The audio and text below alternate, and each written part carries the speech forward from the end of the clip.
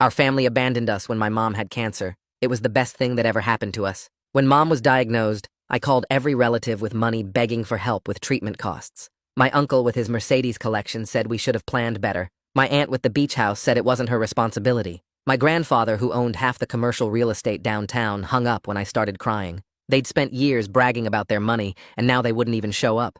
I posted on our neighborhood Facebook page about needing rides to the hospital, and within an hour, our elderly neighbor was at our door with a casserole and a driving schedule she'd already organized. She didn't even know us beyond waving hello. The next morning, 3 strangers showed up to deep clean our house so mom wouldn't get infections. Our landlord reduced our rent without us asking. The lunch lady at my little brother's school started packing extra food for him to bring home. None of these people had money, but they showed up every single day, while my rich relatives posted vacation photos from Italy. I watched my mother cry when her hairdresser came to our house to shave her head for free, and stayed to hold her while she sobbed. The mechanic fixed our car for free so we could get to treatments. The corner store owner started forgetting to charge us for groceries sometimes. These people were keeping us alive while my family pretended we didn't exist. During mom's second round of chemo, the waiting room became my education in how our city really worked. I met a woman whose son died because the nearest hospital was 40 minutes away. I met a man who lost his house to medical debt, even though he worked 3 jobs. Every person had a story about how the system failed them, while rich people like my family built another mall nobody needed. A young organizer was protesting about the closed health clinic and asked if I wanted to help since I was there every day anyway. I started going to city council meetings between mom's treatments and learned that my grandfather's company had lobbied to close the clinic because the land was valuable. The same grandfather who wouldn't give us a penny had stolen healthcare from thousands of people to build luxury apartments. I started keeping a notebook of every story and every injustice. By mom's last treatment, I had 200 pages of reasons to fight back. Mom went into remission after 8 months of hell, and our community threw a party in the park with food everyone had scraped together to buy. My uncle drove by in his Tesla and didn't even slow down. That night, the organizer asked if I'd ever thought about running for mayor since I knew everyone's struggles firsthand now. Within a month, I had 500 volunteers for my campaign, and every single one had a story about being abandoned by the system. The incumbent was my grandfather's golf buddy, who hadn't held a town hall in 6 years. Our campaign money came from bake sales and car washes, while his came from developers wanting to build luxury condos where the food bank stood. We knocked on every door in the district and registered 8,000 new voters who'd given up on the system. The polls showed us ahead by single digits but climbing every week. My volunteers worked 18-hour days because they believed we could actually change things. Mom became our unofficial mascot, and survivors would cry when they met her at rallies. We were winning in the polls by 15 points when my grandfather showed up at campaign headquarters with his lawyer. He hadn't spoken to me in 2 years, but now he looked scared. He said if I didn't drop out immediately, he'd evict every single volunteer who lived in one of his buildings. Turns out he owned half the apartment complexes in our district through shell companies nobody knew about. I have 43 of your volunteers on my tenant lists, he said, showing me the papers with names I recognized. Everyone gets 30 days notice tomorrow if you don't concede tonight. I told him that was illegal, but his lawyer laughed and said good luck proving retaliation when they'd all missed rent payments during medical emergencies.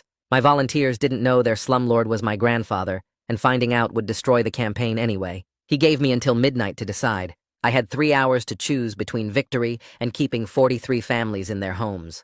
Election night, we were ahead by 20 points when the fire alarm went off at our victory party. Everyone evacuated calmly until we saw the smoke pouring from the community center, where we'd stored all our voter registration drives and campaign records. The building where Mom had gotten free meals during chemo was burning. The place where her support group met was burning. The room where kids did homework while their parents worked 3 jobs was burning.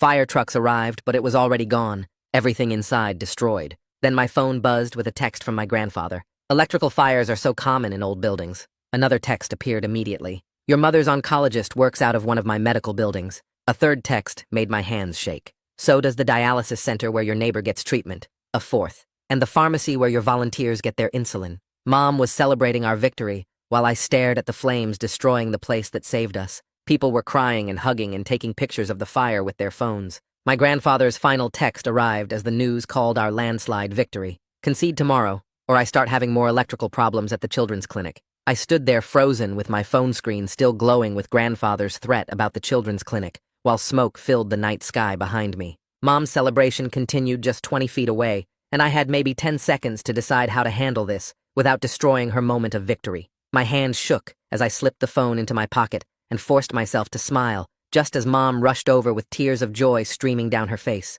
She hugged me tight, while the fire trucks arrived with their sirens wailing, and I held her close while my mind raced through which volunteers lived in grandfather's buildings. The young organizer caught my eye from across the evacuation zone, and I subtly motioned her over while Mom turned to talk to other supporters about our landslide victory. We stepped aside near the yellow tape where firefighters were setting up their equipment, and I showed her the texts on my phone, watching her face go pale as she read each threat about the medical buildings and the children's clinic. She grabbed my arm, and we quickly agreed to delay any public concession while we figured out how to protect the volunteers at risk from illegal eviction. The organizer started making calls to find emergency legal help, while I kept Mom distracted by pointing out different supporters in the crowd and thanking them for their work. Within an hour, while the fire department sprayed water on the smoking ruins, the organizer connected us with Leo Ramos, who she said was a tenants' rights attorney who'd fought illegal evictions before. He agreed to meet us first thing in the morning at 7 and told us to document everything immediately before any evidence disappeared.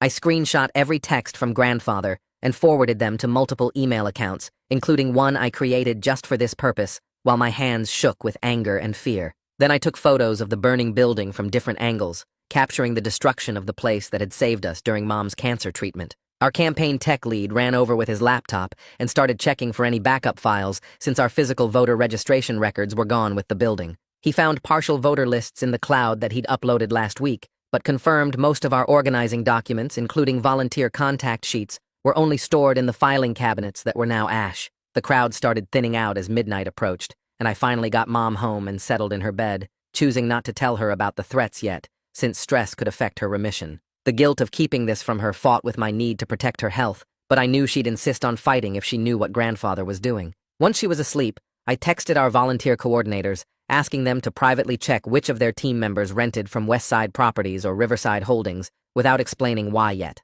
Within an hour, I had 43 names, including Estella Brooks, who'd led our biggest canvassing effort and knocked on over 2,000 doors herself. Midnight came and went, without any public statement from me about conceding, deliberately missing grandfather's deadline, while I sat at my kitchen table staring at the list of families he could destroy. The organizer texted that she was already coordinating with volunteers to prepare for possible eviction notices and had lawyers ready to file emergency injunctions in the morning. My phone stayed silent after midnight, which somehow felt worse than getting another threat, because now I didn't know what grandfather would do next. I spent the rest of the night going through our remaining campaign files on various computers and phones, trying to piece together what we'd lost in the fire. The tech lead sent me what he could recover, but it was maybe 20% of what we'd built over months of organizing. At 3 in the morning, I finally crashed on the couch for a few hours before meeting Leo Ramos, knowing that when I woke up, the real fight would begin. The community had elected me by 20 points, but grandfather still controlled the buildings where they lived and the clinics where they got medicine.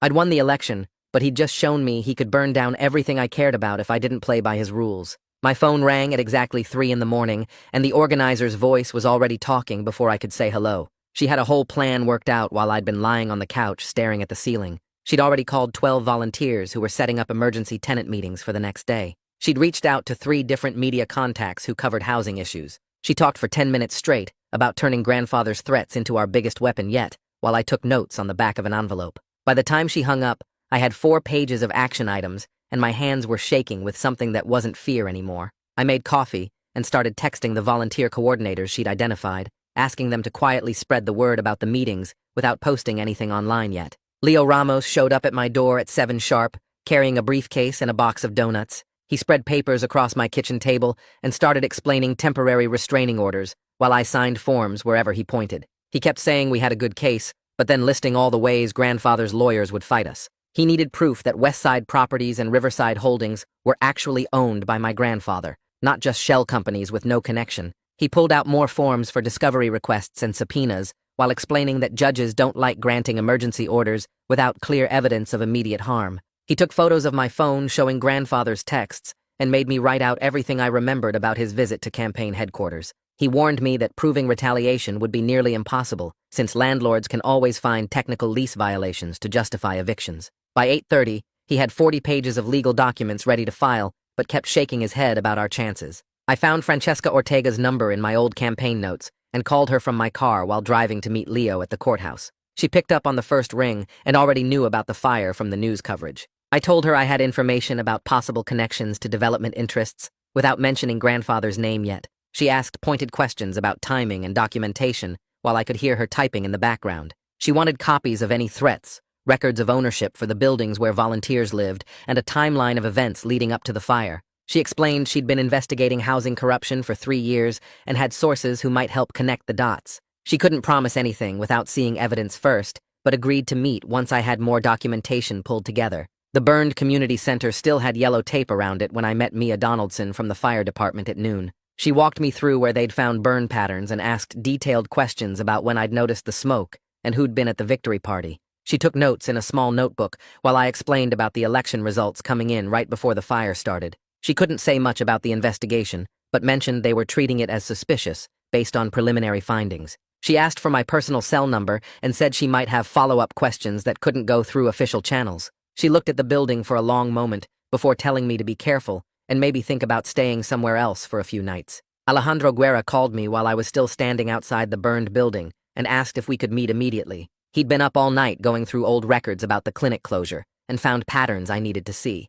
We met at a diner where he spread out maps and timelines showing how grandfather's companies had systematically targeted properties near transit lines and medical facilities. The clinic wasn't just valuable land, it was part of a bigger plan to force people out of the whole neighborhood. He showed me emails he'd gotten through public records requests that proved the closure was planned 2 years before it happened. He offered to share everything with whatever legal team I was building and started making calls to other advocates who'd been fighting similar battles. We spent 3 hours going through documents while he explained how each piece connected to the bigger picture of systematic displacement. The campaign team gathered at 4 to draft a statement about the fire that wouldn't give grandfather's lawyers any ammunition. We went through 12 drafts, carefully removing any suggestion of arson or connection to the threats. The final version just expressed sadness about losing a place that meant so much to our community and thanked the fire department for their quick response. We posted it on social media and sent it to local news outlets while watching the response numbers climb. People started sharing memories of the community center and offering to help rebuild without knowing someone had burned it down on purpose. The organizer fielded calls from reporters while making sure everyone stuck to the approved message about focusing on the future instead of speculating about the cause. At 6 that evening, a courier arrived at my apartment with an envelope marked urgent from grandfather's law firm. The cease and desist letter claimed I was planning to make defamatory statements that would damage his business reputation. It threatened legal action if I made any public statements connecting him to the fire or suggesting criminal behavior. Leo actually laughed when I sent him photos of it, saying they'd just given us evidence of their panic. He added it to our growing file and started drafting a response that basically told them to pound sand in legal language. The next morning, my phone rang at 6, and Estella's voice was breaking as she told me about the eviction notice that had just been posted on her door. 30 days to get out for lease violations they claimed happened months ago, but were only being addressed now. She'd knocked on 2,000 doors for our campaign, and now she was going to be homeless because of it. She kept apologizing like it was her fault, while I wrote down every detail about the notice and promised we'd fight it. Within an hour, 12 more volunteers called with the same story and the same 30-day deadline. I met Francesca at a coffee shop downtown, where she reviewed everything I'd gathered so far. She studied the ownership documents Leo had found and took photos of grandfather's threatening texts. She explained she needed at least 2 independent sources for everything before her editor would let her publish anything connecting him to the fire. She already had researchers looking into the shell companies, but warned me these investigations take time. She asked about other volunteers who might talk on the record and started building a database of everyone affected by the evictions. She promised to protect sources, but said the story would be stronger if some people went public with their experiences. That afternoon, my phone buzzed with a text from Mia, saying they'd found traces of accelerant at multiple points in the building, but needed more testing before making it official. She warned me to start varying my daily routes, and maybe avoid being alone in isolated places. She couldn't say more through text, but suggested we meet in person soon to discuss what they were finding. 3 days later, Alejandro called me while I was sorting through what was left of our campaign files, and said he knew someone at the State Attorney General's office who might help with the housing stuff. Cassandra Lovell worked in their housing discrimination unit, and Alejandro had already sent her the basic information about the eviction threats. I drove to the state building that afternoon and found her office on the 4th floor, where she had boxes of case files stacked everywhere. She listened to everything about the 43 volunteers facing eviction and took notes on a yellow legal pad while asking specific questions about dates and names. She explained that state intervention in local housing disputes needed proof of a pattern across multiple counties and suggested I start looking for similar problems in other cities where grandfather owned property. She gave me her direct phone number and said to call if we found more evidence, but warned me these cases usually took months or years to build. On the drive back to campaign headquarters, our tech lead called in a panic because he'd just discovered that half our donor records were destroyed in the fire, which meant we couldn't prove where our campaign money came from. He was at his computer trying to rebuild what he could from bank statements and old emails, but tons of small cash donations from bake sales and car washes had no paper trail now. The incumbent's people would definitely use this against us if they challenged the election results, since we couldn't prove our funding was legitimate. I told him to keep working and document everything he could recover while I figured out what to do next. That night, while helping him go through bank records, we noticed something weird in our campaign email account, showing 12 failed login attempts from IP addresses we didn't recognize. Someone had been trying to break into our accounts for the past 3 days, using different passwords each time. We immediately changed all our passwords and turned on two-factor authentication for everything, while wondering what else grandfather might be trying to access. The tech lead installed new security software and started checking all our other accounts for suspicious activity. 2 days later, Mom had her follow-up appointment at the cancer center, and there was no way to move it without risking her health. The cancer center was in one of grandfather's medical buildings, and walking through those doors made me feel sick, knowing he controlled everything inside. I went with her and sat in the waiting room, looking at all the other patients who didn't know their landlord owned this place too. The nurse called Mom back for her blood work and scans while I stayed in the lobby, watching people come and go through the automatic doors. Every doctor here paid rent to grandfather's company and could lose their office space if they crossed him. Mom came out an hour later with good news about her blood counts, but I couldn't even celebrate properly knowing we were in his building. We walked to the parking garage in silence, and I kept looking over my shoulder, expecting to see his security guards or lawyers waiting for us. That same afternoon, Estella called a meeting at the library for all the volunteers facing eviction, and 12 of them showed up ready to fight. They decided to form an emergency tenants council to share information and support each other through the eviction process. Estella took charge immediately and started organizing them into committees for legal research and media outreach and mutual aid. Watching these people who might lose their homes still fighting for each other gave me more strength than anything else that week. They scheduled daily check-ins and created a phone tree so nobody would face this alone. The next morning, my personal phone rang with a blocked number, and when I answered, grandfather's voice filled my ear with fake concern about the fire at the community center. He said he'd heard about the tragedy and wondered if our family could talk about it together since we'd all been through so much. I hit the record button on my phone while he kept talking about how dangerous old buildings could be and how sometimes bad things happen to good people. He suggested we meet for coffee to discuss the situation like family instead of enemies, and made vague references to more problems if we didn't find common ground soon. I kept my voice steady and told him I was too busy with transition planning to meet, but would think about his offer. He said he'd call again soon and reminded me that family should stick together during difficult times before hanging up. 10 minutes later, the incumbent mayor's chief of staff called our main campaign line to inform us that they were considering challenging the election results due to the destroyed records. He said the lack of documentation raised questions about whether proper procedures were followed, and they had a duty to ensure election integrity. The organizer immediately started calling volunteers to gather sworn affidavits from every single voter we'd registered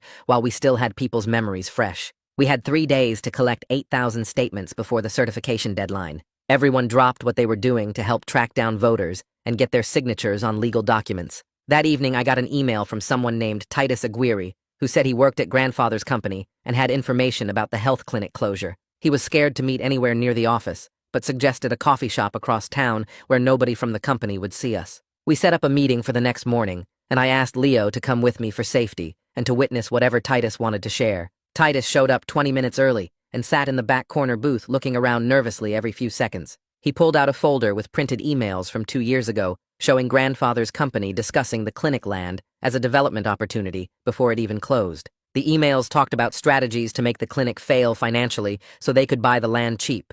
Titus's hands shook as he explained he'd kept these documents because he knew it was wrong, but was too scared to do anything until now. He agreed to be a protected source if we could guarantee his name wouldn't be public. 2 days later, we got the court decision on the temporary restraining orders, and only 8 of our volunteers were protected from eviction. The judge said the others didn't have enough evidence of retaliation yet and would need to provide more documentation. Estella was safe for now, but 35 families still faced losing their homes in 3 weeks. Leo immediately started working on appeals, while the Tenants' Council organized protests outside the courthouse. The fire department released their public report that afternoon, listing the cause as undetermined pending further investigation. The report mentioned they were still running tests and interviewing witnesses, but couldn't make any official determination yet. Mia texted me privately 10 minutes after the report went public, saying they were building a strong case, but these things took time to do properly, and I needed to be patient while they gathered evidence that would hold up in court. The next morning, Cassandra Lovell from the State Attorney General's office called to schedule an intake interview for 3 days later. She explained right away that the AG needed proof of patterns affecting multiple counties, not just our city. I spent the rest of that day calling activists in nearby towns and discovered 5 other communities where clinics mysteriously closed before luxury developments appeared. Cassandra took notes during our 2-hour meeting, but kept repeating that documentation was everything. She gave me a list of specific records to gather and suggested I look for similar problems in other states too. Meanwhile, the community had already started raising money to rebuild the burned center. Within 48 hours, people donated $30,000 through car washes and bake sales and GoFundMe pages. The problem was, we couldn't touch a single brick, while the fire department still had it marked as a potential crime scene. That money just sat in a bank account while kids had nowhere to do homework after school. The seniors who used to get free lunches there now went hungry. The support groups that met in that building had to crowd into church basements. 3 nights after the fire, I noticed an unmarked sedan parked across from my apartment building. It sat there for 3 straight hours with someone inside just watching. I called the police and 2 officers showed up 20 minutes later. They took my report and walked over to check, but the driver had every right to the park on a public street. The cops said there was nothing they could do unless the person actually threatened me or broke a law. The car left right after the police did, but I saw it again the next morning parked a block away. Our tech lead spent days trying to recover our voter data from various backup sources and personal computers. He managed to piece together about 60% of our registration lists from volunteer emails and spreadsheets. The rest was gone forever, though, including most of our donor records and organizing maps. We'd have to rebuild our entire infrastructure from scratch while already trying to run the city. The volunteers started arguing about whether to go public about grandfather owning their apartment buildings. Half of them wanted complete transparency to show voters what we were up against. The other half worried it would look like I was using public office for a personal family fight. Estella thought we should focus on the eviction threats without naming grandfather specifically. Someone else suggested we wait until we had more evidence from the fire investigation. The debate got heated with people yelling about strategy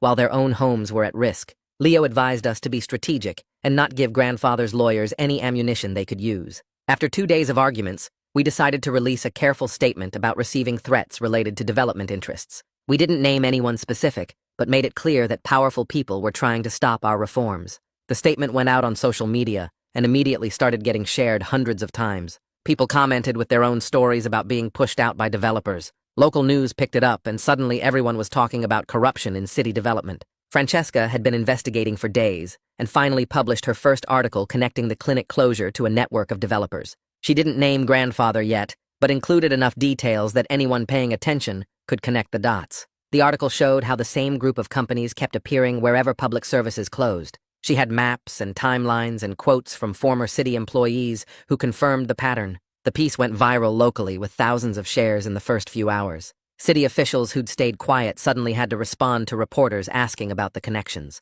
That afternoon, Titus sent me copies of internal emails from grandfather's company from 2 years before the clinic closed. The emails discussed the clinic land as a perfect opportunity for luxury condos once it became available. One message literally said they should start planning because the clinic would definitely close within 18 months. Titus was shaking when he handed over the printed pages at our meeting spot. He kept looking around and asking if anyone had followed me. He agreed to be a protected source but begged me not to let anyone figure out who leaked the documents. I promised to protect him and immediately gave copies to Francesca and Cassandra and Leo. These emails were exactly the evidence we needed to show the clinic closure wasn't about budget problems. 2 days later, a process server showed up at campaign headquarters with a thick envelope. Grandfather's lawyers had filed a slap suit claiming my public statements were damaging his business reputation. They wanted $2 million in damages and an immediate retraction of everything I'd said. Leo read through the filing and actually laughed at some of the claims. He explained these lawsuits were designed to drain our resources through legal fees,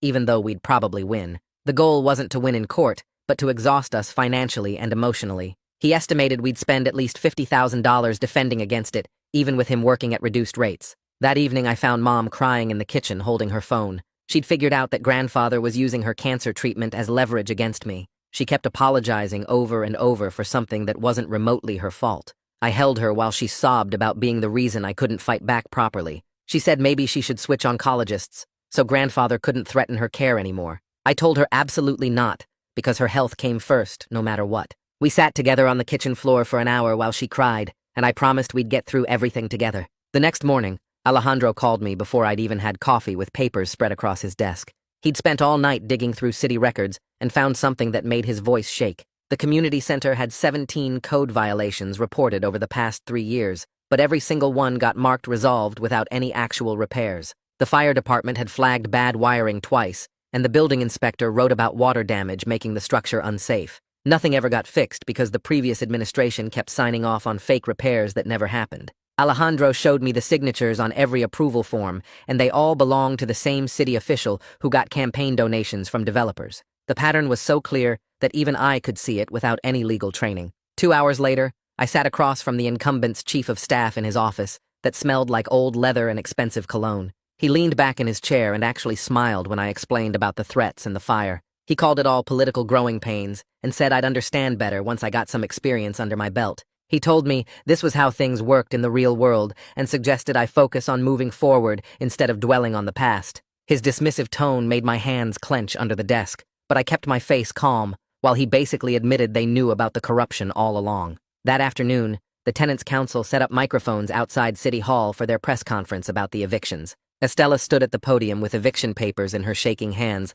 while 30 other residents lined up behind her. She talked about working 3 jobs to pay rent and still getting a notice because she'd helped my campaign. Her voice broke when she described her kids asking if they'd have to change schools again. One by one, the other tenants shared their stories while reporters took notes and cameras rolled. An elderly man showed medical bills that proved he'd never missed rent until the eviction notice arrived. A single mother held up photos of the mold in her apartment that the landlord never fixed, despite dozens of complaints. The crowd grew bigger as people walking by stopped to listen, and some started crying when they heard familiar struggles. Richard Gentry from the district attorney's office met me in a small conference room the next day with a recorder and thick notebook. He went through every text from grandfather word by word and asked me to explain the exact time each one arrived. He studied the screenshots I'd taken and compared them to phone records his office had already pulled. He asked detailed questions about who else saw the texts and whether I'd told anyone about the threats before the fire. His methodical approach gave me hope that someone was finally taking this seriously,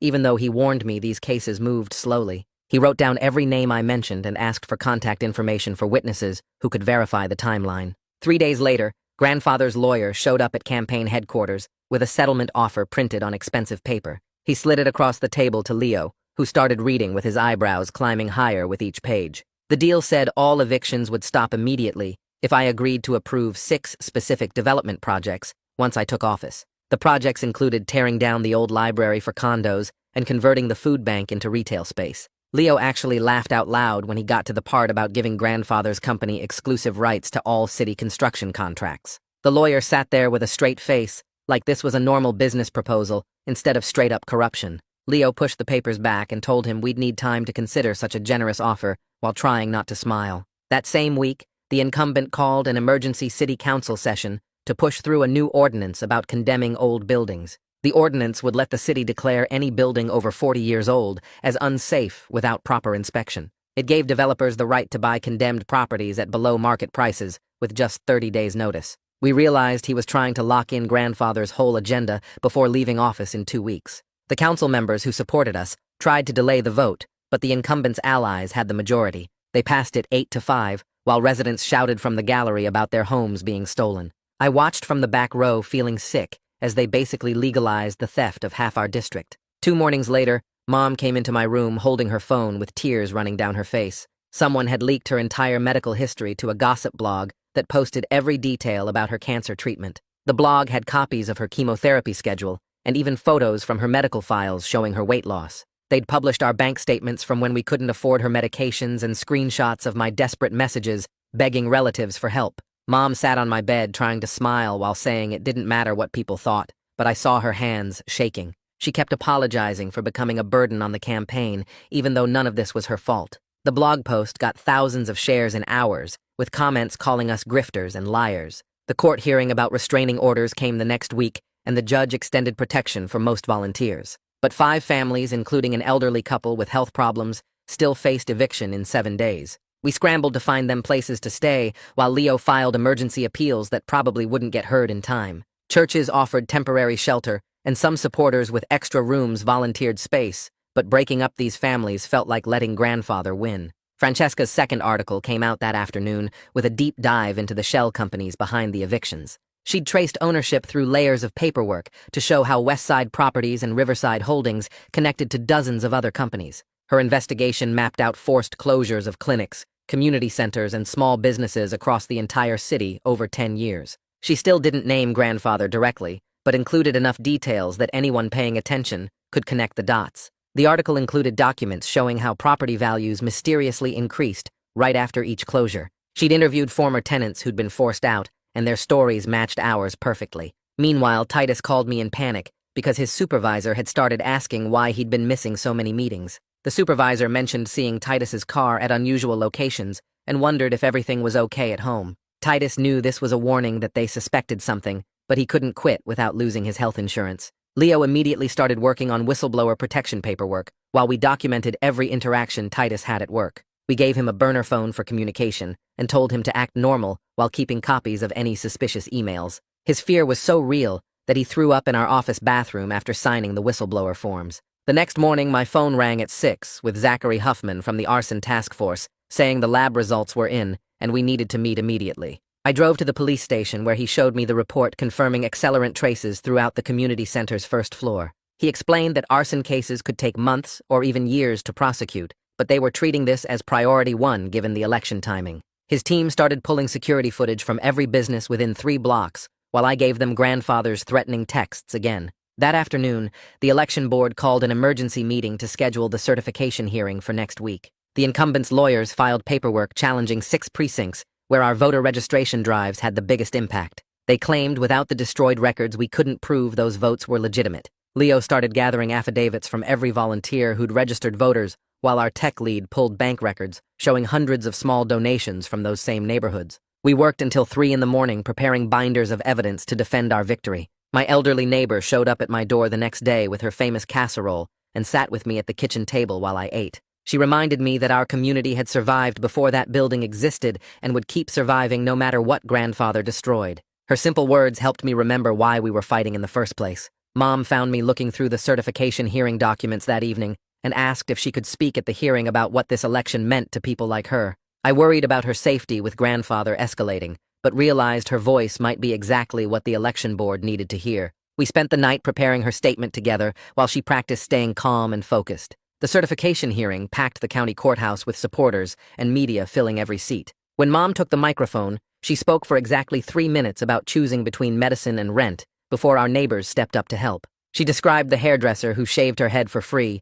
and the mechanic who fixed our car without payment. The room went completely silent as she explained how strangers became family while our actual family abandoned us. She finished by saying this election was about neighbors helping neighbors and giving everyone the chance our community gave her. The election board members wiped their eyes as she sat down. After 6 hours of testimony and reviewing our evidence binders, the board voted 4-1 to certify our victory based on the overwhelming proof from voter affidavits and donation records. The incumbent stood up and promised to monitor the situation for any irregularities, but couldn't stop the certification. We'd officially won despite the destroyed records and grandfather's attempts to steal it from us. 2 days later, grandfather's lawyers expanded their slap suit to include defamation claims seeking $2 million in damages. They claimed my public statements about threats and development interests were destroying his business reputation and causing financial harm. Leo called Marcella Scott, an attorney who specialized in fighting strategic lawsuits meant to silence critics, and she agreed to join our team pro bono. She'd beaten dozens of these cases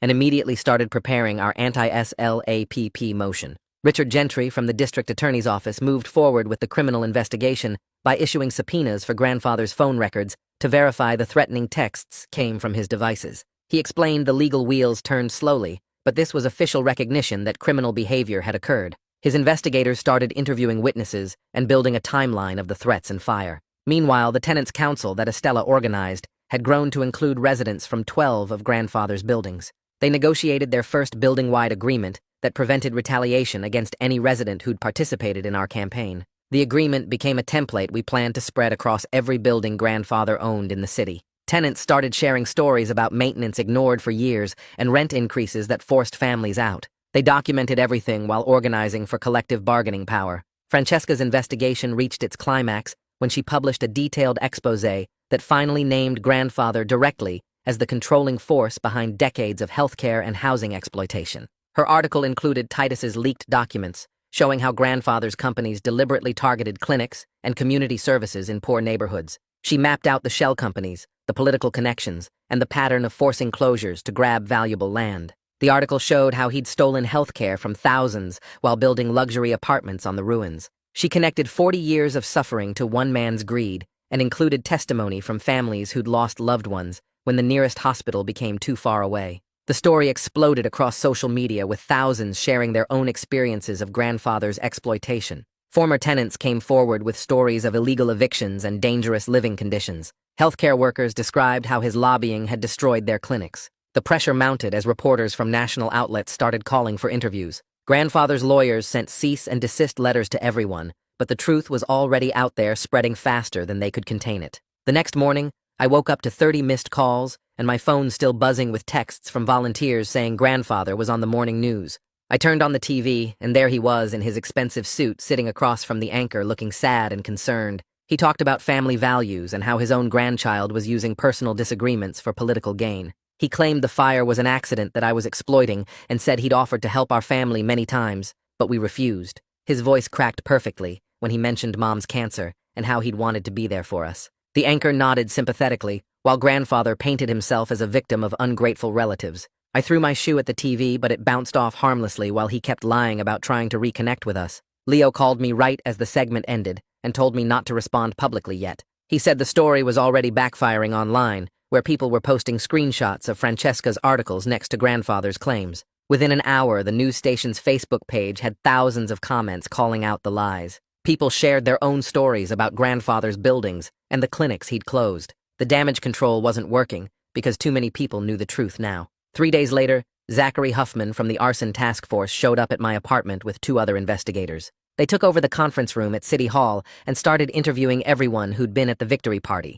Zachary explained they couldn't name suspects publicly yet, but assured me they were making real progress on the case. He asked detailed questions about the timeline and wanted copies of all the threatening texts again. His team worked through every piece of evidence we'd collected while more investigators examined the fire scene. They found additional evidence of accelerant in places that ruled out accidental causes completely. The investigation moved into high gear with subpoenas going out for security footage from nearby buildings. Zachary warned me this would take months to build a solid case, but promised they were taking it seriously. Meanwhile, Marcella Scott spent hours with me drafting an ethics policy that would keep everything above board. She explained that I'd have to recuse myself from any city decisions involving grandfather's properties or companies. It felt wrong to step aside when his buildings were hurting people, but she said it was the only way to stay legitimate. We wrote out specific procedures for how the deputy mayor would handle those issues instead. The policy covered everything from zoning decisions to code enforcement, so nobody could claim I was using my office for revenge. It took 3 drafts before Marcella was satisfied that we'd covered every possible conflict of interest. The policy went public the same day Richard Gentry got our protective order approved by the court. The order specifically prevented any mass evictions, while the criminal investigation continued, which meant 43 families could stay in their homes. Richard had argued brilliantly that the threatened evictions were connected to the election and potential witness tampering. The judge agreed that tenants shouldn't lose their homes during an active investigation into their landlord. Grandfather's lawyers fought hard, but the evidence was too strong to ignore. The protective order would last at least 6 months, with possible extensions, depending on how the investigation went. 2 weeks later, the court finally ruled on the defamation suit and dismissed most of grandfather's claims against us. The judge wrote that political speech was protected, and grandfather hadn't proven actual malice in our statements. Some procedural issues remained that would drag on for months, but Marcella called it a huge victory. She explained that grandfather would have to pay our legal fees since he'd lost the main claims. The remaining issues were just paperwork that his lawyers would use to save face. We'd won the legal battle even if the war wasn't over yet. That same week, Titus got suspended from his job at grandfather's company for what they called performance issues. He'd worked there 8 years with perfect reviews until he became our source for the investigation. The suspension letter cited vague problems with his attitude and dedication to the company mission. Within hours of the news spreading, our community rallied to support him completely. People started dropping off groceries at his apartment, and someone set up a fund to cover his rent. 3 local businesses immediately offered him jobs, including a better position at a nonprofit focused on housing justice. Titus took the nonprofit job and became even more committed to exposing grandfather's corruption. His suspension backfired completely and gave him freedom to speak more openly about what he'd witnessed. A month before my swearing-in, grandfather showed up in the City Hall parking lot when I was leaving a transition meeting. He stood by my car in his expensive coat, looking older than I'd ever seen him. He demanded I stop the circus and think about what this was doing to the family name. His voice stayed calm, but his hands shook as he talked about our family's reputation being destroyed. I looked at him standing there in his $1,000 shoes and remembered Mom crying during chemo. I told him the family ended the day he hung up on me when I called crying for help. Then I walked past him to my car without looking back while he stood there alone in the empty parking lot. The swearing-in ceremony happened at Jefferson Elementary instead of City Hall because we wanted it accessible to everyone. Hundreds of supporters filled the gymnasium, including every single person who'd helped during Mom's cancer. Our elderly neighbor sat in the front row with her casserole dish because she'd insisted on bringing food. The hairdresser who'd shaved Mom's head stood with the mechanics who'd fixed our car for free. The lunch lady brought my little brother's whole class to watch the ceremony. Even the corner store owner closed his shop for an hour to be there with us. The ceremony stayed simple and focused on service instead of celebration or fancy speeches. After taking the oath, my very first act as mayor was signing the executive order creating the Emergency Housing Stabilization Task Force. Estella Brooks would lead it along with other tenants who'd faced eviction threats during the campaign. The task force had real power to investigate retaliation and recommend immediate interventions to protect renters. We gave them a budget and staff to actually make changes instead of just writing reports. They started work immediately reviewing every eviction filed in the past year for patterns of retaliation. 2 days later, Mom went for her latest scans at the cancer center, trying not to think about grandfather owning the building. The results came back showing she was still in complete remission with no signs of the cancer returning. She cried happy tears in the office while I held her hand and thanked every power I could think of. That afternoon, she decided she wanted to carefully become an advocate for healthcare access in our community. She joined Alejandro's group, but promised to protect her health and not overdo it like she always did. Her first meeting was just listening to other survivors share their stories of fighting for treatment. 3 days after that meeting, a woman from the Regional Health Foundation called my office asking about our plans for the burned community center. She explained they had a new grant program for communities affected by healthcare access issues and wanted to offer matching funds for any money we raised locally. The catch was that the community had to control the rebuilding process, not city government or private developers. I called an emergency meeting with Estella and the other volunteers who'd used the center's services. We spent 4 hours drawing up plans on butcher paper, listing every program we wanted to bring back and adding new ones based on what people needed most. The foundation representative came to our next meeting and watched as 50 people presented their ideas for the new center. She took notes, while a single mom explained how the old center's daycare had let her keep her job. A diabetic teenager showed her the insulin storage problems at his school that the center used to help with. The foundation approved $2 million in matching funds on the spot, but only if we created a community board with real decision-making power. I sit in my new office now, looking at the stack of papers on my desk. Grandfather still owns half the buildings downtown through his shell companies. The arson investigation moves forward, but Zachary says these cases take forever to prosecute. The 43 families are safe for now, but the court orders won't last forever. Tomorrow, we start interviewing architects who understand what community-driven design really means. Tonight, though, those families sleep without worrying about eviction notices, and that's something. Well, that's the dramatic ending you didn't know you needed. If you're still here, I'm equal parts impressed and concerned. Might as well subscribe and see what happens next.